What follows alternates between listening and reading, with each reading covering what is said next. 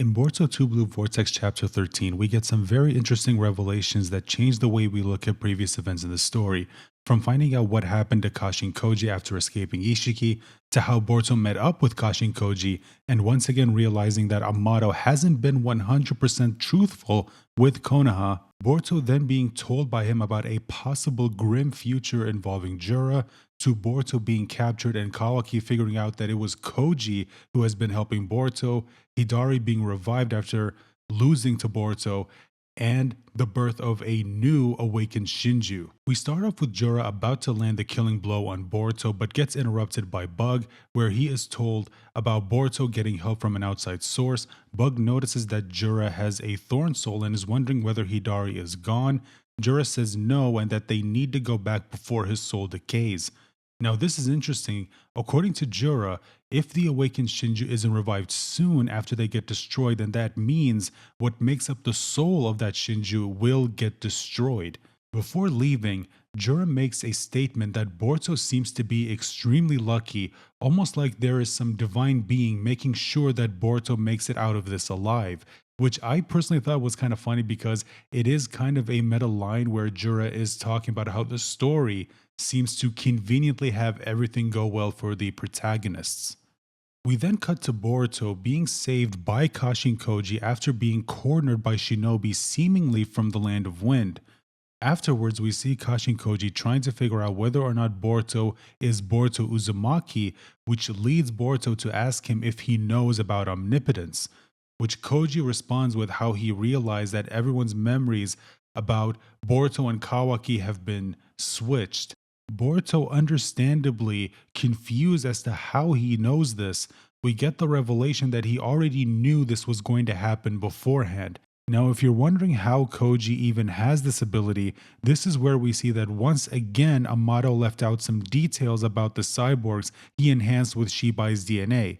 Amato said to Naruto that only Ada, Daemon, Code, and Kawaki obtained Shibai's abilities, but he left out the part where all the Kara inners were enhanced with Shibai's DNA. So Koji, Delta, and Boro also were enhanced with Shibai's DNA, but unlike Ada, Daemon, Code, and Kawaki, they didn't gain any of Shibai's abilities, at least at the time. So once again, Amato is showing us why Shikamaru doesn't fully trust him, why a lot of people do not fully trust him, because he conveniently leaves out specific details about the stories that he tells. This is where we get more context for what happened right before Koji escaped Ishiki. Before he was about to die, Koji awakened one of Shibai's abilities that allows him to see the future. Not just one future, but multiple different futures where we see different outcomes for previous events in the story. For example, he reveals that he saw Naruto losing to Ishiki and then Ishiki reviving using Kawaki and then feeding Boruto to the Ten Tails, afterwards harvesting the chakra fruit and essentially winning. In one of them, he sees the awakened Shinjuu, but we see that there's another one there who happens to look a lot like Shinki. He also sees that in every future he looks at, even after Ishiki's defeat, there is still a threat that needs to be taken care of, which is why he decided that he needed to survive and he needed to escape instead of just staying there and accepting his death. Boruto then asks a good question, which is that if what Koji is telling him is true, that they are consistently avoiding a terrible future and things work out well for them, then what use is his ability really? And Koji responds with a very good answer in return, which is information. And remember, in the Naruto story, we are told time and time again that information is the most valuable tool in a shinobi's arsenal. The more information you have, the more dangerous you actually are. Which is why people like Shikamaru, Kakashi, Sasuke, and Itachi are so dangerous. Even without any natural-born gifts like the Sharingan, they are still very dangerous because they also have this natural ability to be able to analyze the situation and come up with a plan right there on the spot. It's why someone like Jura, who values gaining knowledge, is so dangerous, and why Koji even warns Boruto about him in this very chapter, revealing that in every future he saw, Jura ends up killing Boruto and then uses Kawaki to grow a chakra fruit. He also tells Boruto that he looked into the future and saw all of the skills that Boruto mastered in the future, and he can teach it to him now, and he can make it better than what he originally saw and make it more efficient, which explains why Boruto returned from the time skip so strong. It wasn't just another case of power cliffing like what we usually see from a lot of shonen mangas. Think of it like if Naruto and Sasuke came out of the time skip and essentially had the powers of adult Naruto and adult Sasuke. That's essentially what we have here. After this, we get a moment that shows you that Boruto is indeed Naruto's son, and he is also Sasuke's student. He tells Koji, almost like figuring out what Koji is essentially telling him without actually saying it.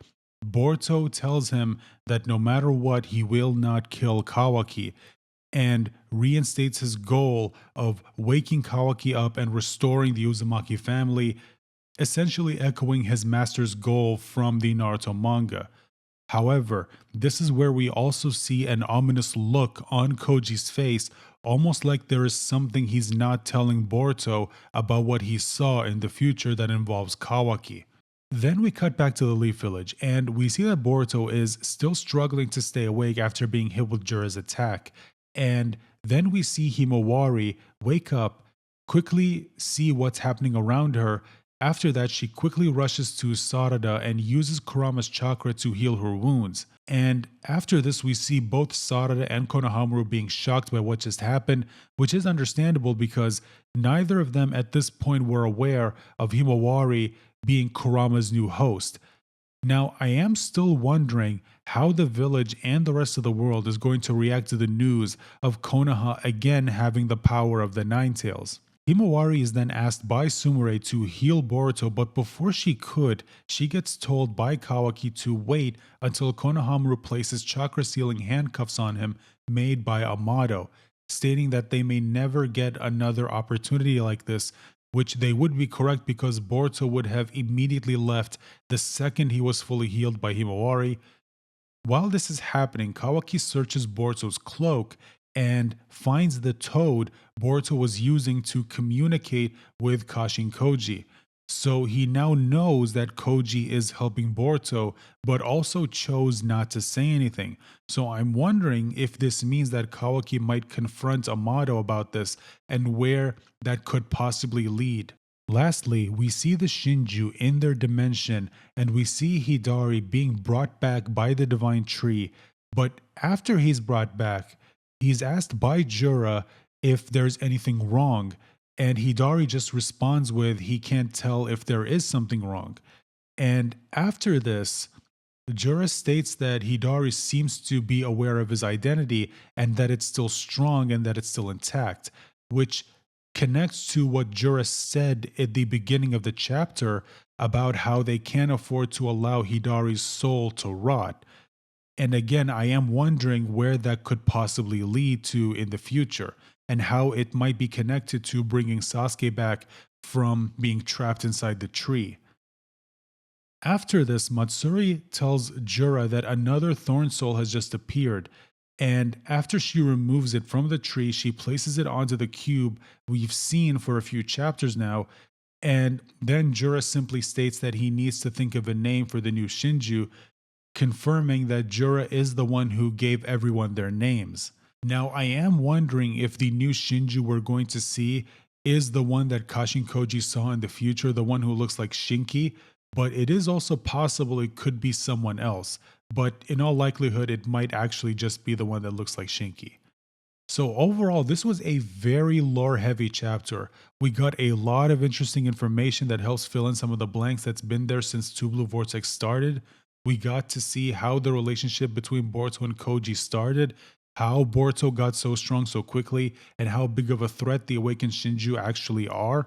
I thought the chapter overall was good in the sense that it delivered some much needed context for a lot of what we have been getting, again, since the series first started. Let me know in the comment section below, guys, whether you enjoyed this chapter or not. Also, hit the like button, share the video, and subscribe to the channel to show your support. And I hope I'll see you guys for my review of Boruto 2 Blue Vortex Chapter 14. Bye for now.